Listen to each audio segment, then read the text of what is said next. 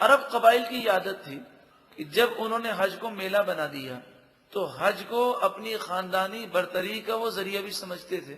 جب وہ حج سے فارغ ہو جاتے تو اس کے بعد وہ خانہ کعبہ کے گرد جمع ہو جاتے اور ٹولیاں بن جاتی.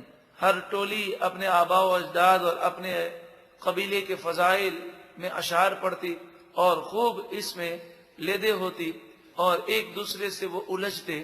قرآن مجید فرقان حمید نے اسلام کی روشنی پھیلنے کے بعد ان پر یہ پابندی لگا دی کہ ایسا آئندہ کبھی نہ کرنا، یہ تو زمانے جاہلیت کی خرافات ہیں. فَإِذَا قَضَيْتُم مَّنَاسِكَكُمْ، پھر جب تم اپنے حج کے مناسک ادا کر چکو، فَاذْكُرُوا اللَّهَ، تو اپنے آباء و اجداد و خاندان کو یاد کرنے کے بجائے فَاذْكُرُوا اللَّهَ، تم اللہ کو یاد کرو. كَذِكْرِكُمْ آبَاءَكُمْ، جیسے تم اپنے آباء و اجداد کو یاد کرتے ہو اسی طرح اللہ کو یاد کرو. او اشد ذکرہ، بلکہ آباء و اجداد کو یاد کرنے سے بھی زیادہ اللہ کو یاد کرو. یعنی آباء و اجداد کے ذکر تو تمہیں کرنے نہیں ہے، اللہ کو یاد کرنا ہے. اور جیسا پہلے آباء و اجداد کو یاد کرتے تھے اس سے زیادہ اب تمہیں اللہ کو یاد کرنا ہے. فی زمانہ حاجیوں کو یہ سمجھنا چاہیے کہ ایسے نادان لوگ ہیں کہ حج پر جا کر بھی وہ فخر و غرور سے باز نہیں آتے، اپنی تعریفیں کرتے رہتے ہیں اور بس منا میں، عرفات میں، مزدلفہ میں اپنا وقت فضول گوئیوں میں اور اپنی بڑائی میں صرف کرتے ہیں. یہ وقت اللہ کی یاد میں صرف ہونا چاہیے. جب لوگ حج سے فارغ ہو جاتے تو دعا مانگتے. اسی طرح جب پہلی مرتبہ خانہ کعبہ کے دیدار کرتے تو دعا مانگتے، لیکن انہیں دعا مانگنے نہ آتی. کوئی دعا اس طرح مانگتا، یا اللہ تو مجھے گھوڑا دے دے. کوئی کہتا یا اللہ تو مجھے اونٹ دے دے. کوئی کہتا یا اللہ تو میری شادی کرا دے. کوئی کہتا یا اللہ مجھے بھوک لگی ہے کھانا دے دے.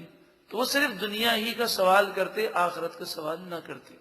قرآن نے ان کی مذمت فرمائی، فَمِنَ النَّاسِ مَن يَقُولُ رَبَّنَا آتِنَا فِي الدُّنْيَا، پس بعض لوگ کہتے ہیں اے ہمارے رب تو ہمیں دنیا میں عطا فرما دے. صرف دنیا کی فکر ہے. وَمَا لَهُ فِي الْآخِرَةِ مِنْ خَلَاقٍ، ایسے لوگوں کے لیے آخرت میں کوئی حصہ نہیں. آج بھی ایسے لوگ ہیں کہ مسجد میں آئیں گے، مسجد الحرام میں جائیں گے، مسجد نبوی شریف جائیں گے، خانہ کعبہ کا دیدار کریں گے. سارے حج کے سفر میں وہ صرف دنیا ہی کی فکر رکھتے ہیں، دنیا ہی کی دعا کرتے ہیں. دعا کا طریقہ سکھایا گیا. وَمِنْهُمْ مَنْ يَقُولُ، اور بعض لوگ وہ ہیں جو کہتے ہیں ربنا آتنا فی الدنیا حسنہ، اے پروردگار تو ہمیں دنیا میں بھلائی عطا فرما. وفی الآخرۃ حسنہ، اور آخرت میں بھی بھلائی عطا فرما. وقنا عذاب النار، اور ہمیں تو جہنم کے عذاب سے محفوظ فرما. دعا کا انداز یہ ہونا چاہیے کہ دنیا کی فکر سے زیادہ آخرت کی فکر ہونی چاہیے، جہنم سے عذاب سے بچنے کی فکر ہونی چاہیے. اور اگر دنیا کا بھی سوال کریں تو آخرت پیش نظر ہو کہ صحت کا سوال کر رہے ہیں اس لیے کہ صحت ہوگی تو اللہ کی عبادت کر سکیں گے. مال کا سوال اس لیے کر رہے ہیں کہ جب تنگ دستی نہیں ہوگی تو اطمینان سے اللہ کی عبادت کر سکیں گے. تو پھر دنیا کا سوال کرنا بھی آخرت ہی کا سوال کرنا ہے. اولئک لہم نصیب مما کسبوا، یہی وہ لوگ ہیں جن کے لیے حصہ ہے ان دعاؤں سے جو انہوں نے کیا، انہیں ان دعاؤں کا حصہ ملے گا. ربنا آتنا فی الدنیا حسنہ، یہ وہ دعا ہے جسے نبی کریم صلی اللہ علیہ وآلہ وسلم سب سے زیادہ مانگا کرتے تھے. آپ کی کوئی دعا اس دعا سے خالی نہ ہوتی.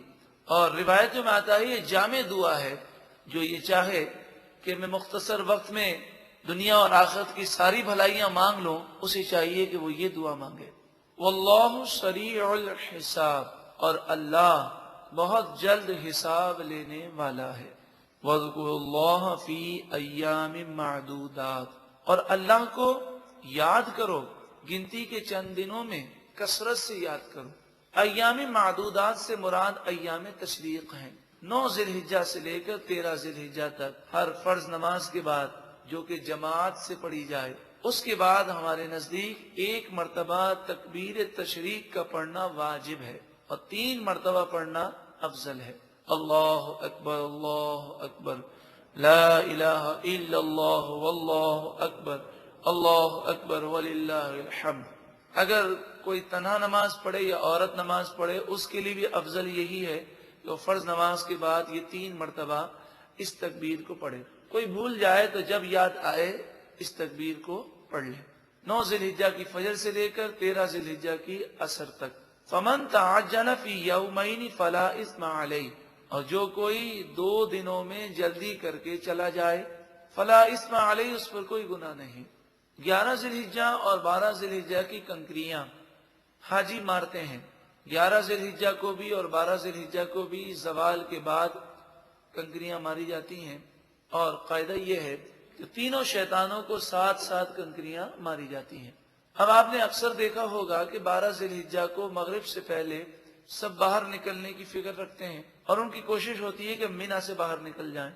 تو قرآن مجید فقان حمید نے فرمایا 2 دنوں میں جلدی کر کے کوئی چلا جائے، یعنی 11 اور 12 ذی الحجہ کو کنکریاں مار کر وہ روانہ ہو جائے فلا اثم علیہ، تو اس پر کوئی گناہ نہیں ہے. ومن تاخر، اور جو تاخیر کرے اور رک جائے اور 13 ذی الحجہ کی کنکری مارے فلا اثم علیہ، تو اس پر بھی کوئی گناہ نہیں ہے. لوگ یہ سمجھتے تھے کہ 13 ذی الحجہ کو کنکری مارنا گناہ ہے، اور بعض لوگ یہ سمجھتے تھے کہ 12 ذی الحجہ کو کنکری مار کر روانہ ہو جانا گناہ ہے. تو قرآن نے فرمایا دونوں صورتیں جائز ہیں، مگر افضل یہی ہے کہ 13 ذی الحجہ کو کنکری ماری جائے، کیونکہ ہر کنکری کے بدلے 1 کبیرہ گناہ معاف کیا جاتا ہے. تو 21 کنکریاں 13 ذی الحجہ کو زیادہ ماری جائیں گی. دوسری بات یہ ہے کہ نبی کریم صلی اللہ علیہ وآلہ وسلم نے زندگی میں ایک ہی حج فرمایا، اور اس حج میں حضور اقدس صلی اللہ علیہ وآلہ وسلم کی سنت یہی ہے کہ آپ نے 13 ذی الحجہ کو کنکریاں ماری، اس لیے اس سنت کو ادا کرنا چاہیے.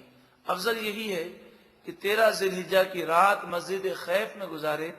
مسجد خیف مینا میں واقع ہے، یہ مسجد کھلی ہوتی ہے.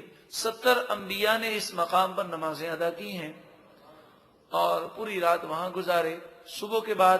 اور زیادہ افضل یہی ہے کہ وہ زوال کے بعد کنکری مار کر مکہ مکرمہ روانہ ہو.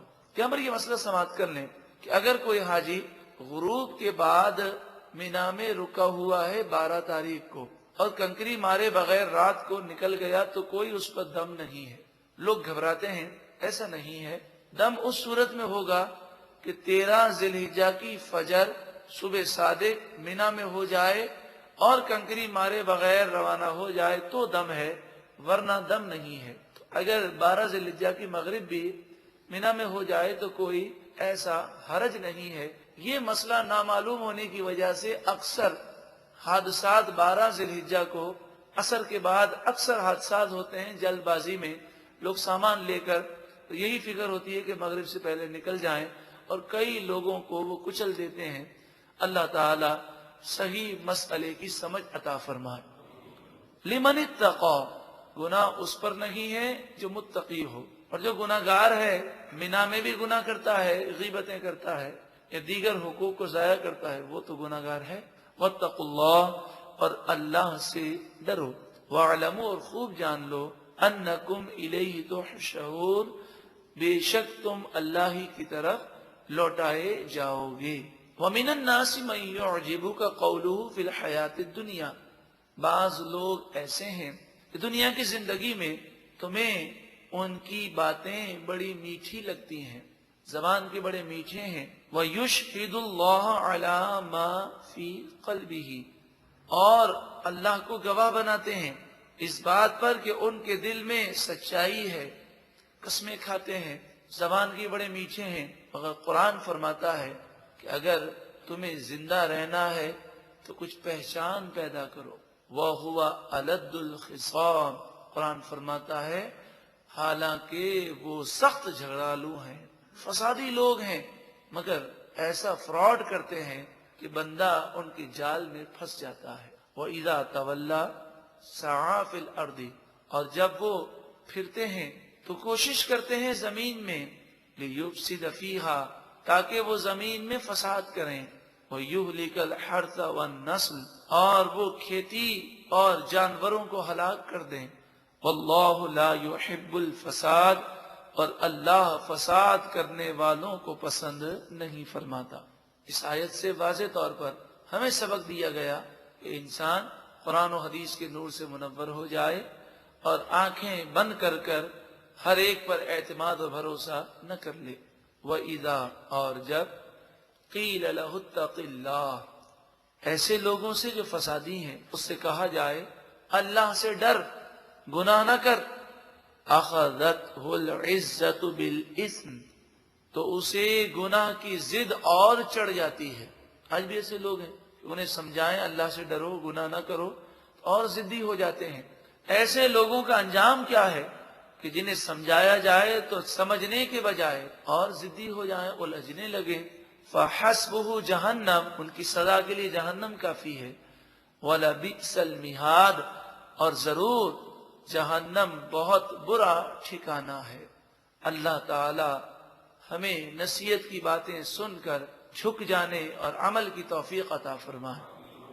وَمِنَ النَّاسِ، اور بعض لوگ، مَن یشری نَفْسَهُ ابْتِغَاءَ مَرْضَاتِ اللَّهِ، بعض لوگ ایسے ہیں کہ اللہ کی رضا کو حاصل کرنے کے لیے اپنا سب کچھ، یہاں تک کہ اپنی جان کا نذرانہ بھی دے دیتے ہیں اللہ کی رضا کو حاصل کرنے کے لیے. حضرت صہیب رومی رضی اللہ تعالیٰ عنہ جب ہجرت کے لیے نکلے تو آپ کافی مالدار تھے.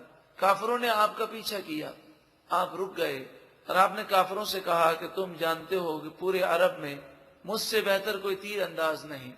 میرے پاس 100 تیر ہیں اور ہر تیر پر ایک آدمی کو میں قتل کر دوں گا. تم جانتے ہو کہ 100 آدمیوں کے قتل ہو جانے کے بعد پھر میرے پاس تلوار ہے اور مجھ سے بہتر تلوار چلانے والا تم میں کوئی نہیں ہے. میری جب تلوار چلے گی، جب تک تلوار ٹوٹ نہ جائے تم میرے قریب نہیں آ سکتے. تو اتنا بڑا نقصان تم کرو گے، پھر مجھے پکڑو گے اور مجھے ہجرت سے روکو گے، تو میں تمہیں ایک پیشکش کرتا ہوں. کافر بولے کیا پیشکش کرتے ہیں؟ تو حضرت صہیب رومی رضی اللہ تعالی عنہ نے فرمایا مجھے ہجرت کرنے دو، اللہ کی راہ میں جانے دو اور میرا سارا مال لے لو. تو انہوں نے کہا کہ کہاں سے لیں؟ اب نے فرمایا میں تمہیں جگہ بتا دیتا ہوں، اس جگہ پر میں نے اپنا مال دفن کیا ہے، وہاں جا کر لے لو. آپ نے جگہ بتائی، کافر روانہ ہو گئے اور آپ حضور کی بارگاہ میں پہنچے. سرکار دو عالم صلی اللہ علیہ وآلہ وسلم نے یہ آیت کریمہ پڑھی اور فرمائے یہ تمہاری تجارت اللہ کو بڑی پسند آئی کہ تم نے ہجرت کی خاطر اپنے مال کو قربان کر دیا. اب یہاں پر ایک چیز قابل غور ہے کہ مسلمان کتنے سچے تھے کہ کافروں نے یہ وہم نہیں کیا کہ صہیب رومی جھوٹ بول رہے ہوں گے. یہ بھی تو سوچ سکتے تھے کہ ہم مکے جائیں گے وہاں پر وہ چیز ہی نہ ہو، لیکن مسلمان جھوٹ بولے اس کا تصور تھا ہی نہیں. حدیث پاک میں بھی ہے کہ مسلمان دیگر گناہ کر سکتا ہے مگر جھوٹ نہیں بول سکتا. اللہ تعالی ہمیں جھوٹ سے محفوظ فرمائے.